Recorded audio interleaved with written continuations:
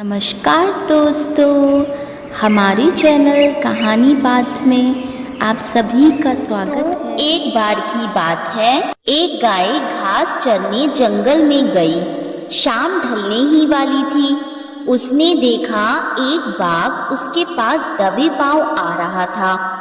वह डर के मारे इधर उधर भागने लगी। वह बाघ भी उसके पीछे दौड़ने लगा। दौड़ते हुए गाय को एक तालाब दिखाई दिया। घबराई हुई गाय उस तालाब के अंदर घुस गई।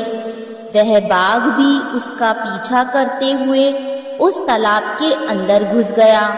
तब उन्होंने देखा कि वह तालाब बहुत गहरा नहीं था, उसमें पानी कम था और वह कीचड़ से भरा हुआ था। उन दोनों के बीच दूरी काफी कम हो गई, लेकिन अब वह दोनों कुछ भी नहीं कर पा रहे थे। वह गाय कीचड़ के अंदर धीरे धीरे धंसने लगी। वह बाघ भी उसके पास होते हुए भी उसे पकड़ नहीं पा रहा था। वह भी धीरे धीरे कीचड़ के अंदर धंसने लगा। दोनों ही करीब करीब गले तक उस कीचड़ के अंदर फंस गए। दोनों हिल भी नहीं पा रहे थे। गाय के करीब होने के बावजूद भी वह बाघ उसे नहीं पकड़ पा रहा था। थोड़ी ही देर बाद गाय ने उस बाघ से पूछा, क्या तुम्हारा कोई गुरु या कोई मालिक है? बाघ ने घुर्राते हुए कहा, मैं तो जंगल का राजा हूँ, मेरा कोई मालिक नहीं, मैं तो खुद ही जंगल का मालिक हूँ। गाय ने कहा, लेकिन तुम्हारी उस शक्ति का यहाँ पर क्या उपयोग है?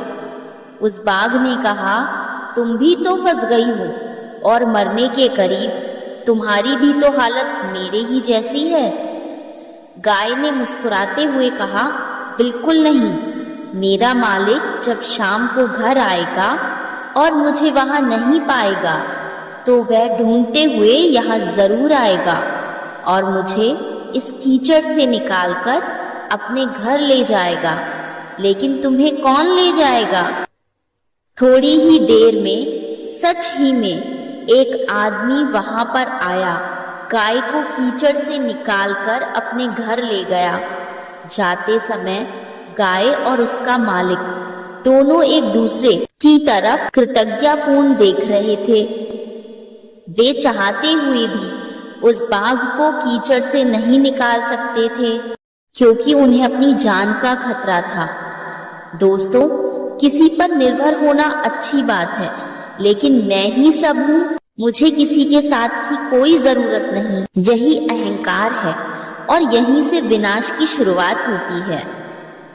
ईश्वर से बड़ा इस दुनिया में सच्चा हितैषी कोई नहीं होता। दोस्तों, हमारी इस कहानी में गाय समर्पित हृदय का प्रतीक है, बाघ अहंकारी मन का प्रतीक है और मालिक ईश्वर का प्रतीक है। कीचड़ यह संसार है और यह संघर्ष अस्तित्व की लड़ाई है। तो दोस्तों, कैसी लगी आपको हमारी ये कहानी? ऐसी ही और नई कहानियों के लिए हमारे चैनल कहानी बात को अभी सब्सक्राइब करें। धन्यवाद।